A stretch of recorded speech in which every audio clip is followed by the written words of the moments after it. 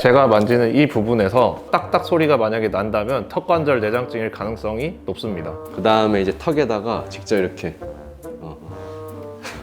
일단 물리치료는 보험 적용을 받으실 수 있으니까 부담 없이 방문해 주시면 좋을 것 같아요.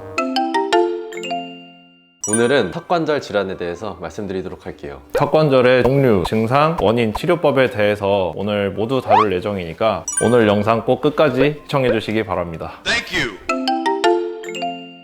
먼저 턱관절 질환의 종류에 대해서 먼저 말씀드리도록 할게요. 대표적인 질환으로는 세 가지가 있는데요. 턱관절 내장증, 그리고 골관절염, 마지막으로 턱 근육 질환이 있습니다. 자, 첫 번째, 턱관절 내장증입니다. 우리 몸의 턱관절에는 충격을 완화시키고 관절을 보호해주는 관절 원판이라는 구조물이 존재하는데요. 턱관절 내장증이란 이 관절 원판의 위치와 형태가 이상이 생기는 질환을 말합니다. 지금 보여드리는 이 상태가 정상적인 상태고요. 만약에 관절 원판이 턱관절에서 빠진다면 이제 통증을 유발하게 되겠죠. 이 상태가 지금 이상이 생긴 상태입니다. 이 턱관절 내장증의 주요 증상으로는 턱 통증 외에도 귀, 목, 어깨 등으로 통증이 나타나는 경우들도 많습니다. 그 외에도 긴장성 두통이나 이명까지 유발하게 되는 경우도 있습니다. 이 관절 원판의 위치 변화로 인해서 그게 딱 소리가 나는 경우들도 생길 수가 있고, 턱이 구조물에 걸려서 다물어지지 않거나 잘 안 벌어지는 경우들도 있습니다. 제가 만지는 이 부분에서 입을 벌리고 닫을 때 저는 소리가 안 나지만 딱딱 소리가 만약에 난다면 턱관절 내장증일 가능성이 높습니다.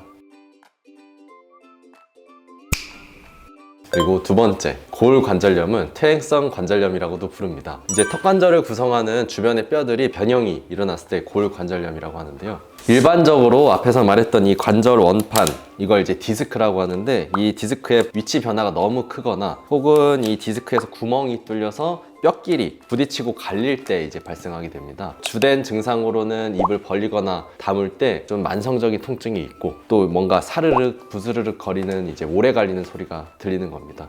세 번째, 턱 근육 질환입니다. 턱 근육 질환은 근막 동통 증후군이라고도 부르고요. 쉽게 말해서 턱 근육에 담이 걸렸다고 생각하시면 됩니다. 이 턱 근육 질환은 턱 관절이 아닌 턱 근육에 나타나는 질환이고, 이 턱 관절에서 소리가 나진 않지만 이게 뭉치는 현상이나 이게 경련이 일어나는 현상이 턱 근육 질환의 대표적인 증상입니다. 이 통증으로 인해서 입을 벌리는데도 제한이 있을 수 있습니다. 그럼 이런 문제들은 왜 생기는 걸까요? 원인은 굉장히 다양합니다. 턱의 과도한 사용, 식습관, 이갈이나 이를 꽉 무는 습관, 나쁜 자세, 스트레스, 그리고 위아래 치아가 물리는 관계인 교합이 좋지 않아도 턱관절 질환이 생길 수 있습니다.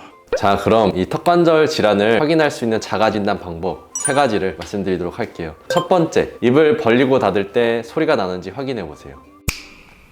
두 번째, 턱 주변에 통증이 있거나 비대칭으로 얼굴이 움직이는 느낌이 드시는지 확인해 보세요. 자, 마지막으로 세 번째, 입이 잘 안 벌어져서 세 손가락이 들어가지 않을 정도로 제한이 된다면 턱관절 질환일 가능성이 높습니다. 이 세 가지 중 하나라도 해당이 된다면 치과 가서 진단을 해보시면 좋고요. 이제 입이 안 벌어지는 게 단순히 아파서 안 벌어지는 게 아니라 뭔가 걸려서 안 벌어진다면 더더욱 빨리 가보셔야 됩니다. 치료법도 상황에 따라서 다양하지만 대표적인 방법에 대해서 오늘은 좀 간단히 소개해 드리도록 하겠습니다. 초기에는 물리치료나 약물치료로 증상을 완화시킬 수 있는데요. 저희 물리치료는 이렇게 생겼어요. 물리치료기 먼저 전기 자극을 주고, 그 다음에 이제 턱에다가 직접 이렇게 적외선이랑 레이저를 쏴서 혈액순환을 도와줘서 이제 회복에 도움을 주게 됩니다. 그리고 제일 중요한 거는 평소의 습관입니다. 저희가 무릎이나 발목이 다치면 깁스를 해서 쉴 수가 있지만 턱관절은 쉴 수가 없어요. 말도 해야 되고 식사도 해야 되기 때문이죠. 그래서 중요한 건 운동의 범위를 최대한으로 제한하는 거예요. 턱을 최대한 크게 벌리지 마시고 딱딱한 것도 좀 피하시고, 그 다음에 턱을 이렇게 비틀어 보는 거 좀 피하시는 게 좋고요. 그리고 이제 턱을 괴거나 그리고 이제 옆으로 누워서 자는 것도 이제 회복이 되는 동안은 조심하는 게 좋습니다.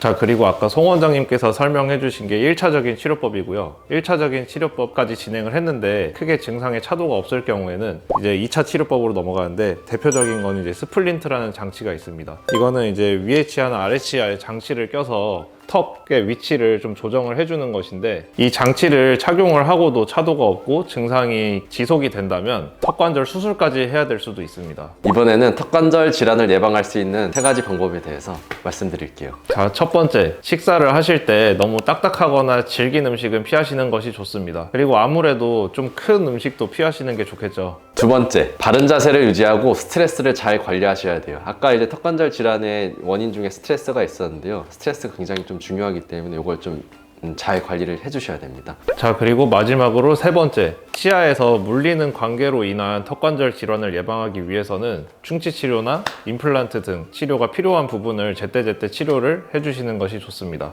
치아가 빠지거나 충치가 생겨서 한쪽으로만 식사를 하시는 경우에는 식사하시는 쪽만 무리가 갈 수 있기 때문에 양쪽을 균형 있게 식사를 해주셔야 되시고, 그러기 위해서는 충치가 있으면 충치 치료를 받으시고, 치아가 없는 경우에는 임플란트 치료를 받으시고, 양쪽 식사를 편하게 하셔야 턱관절 질환도 예방이 가능합니다.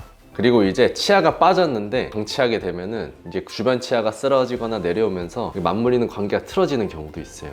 그래서 진짜 제때 치료받는 것이 중요합니다. 오늘은 턱관절 질환에 대해서 알아봤는데요. 아까 말씀드렸던 물리치료는 보험 적용을 받으실 수 있으니까 부담 없이 방문해 주시면 좋을 것 같아요. 이 영상이 도움이 되셨다면 좋아요, 구독, 알림 설정까지 부탁드리겠습니다. 감사합니다. 감사합니다.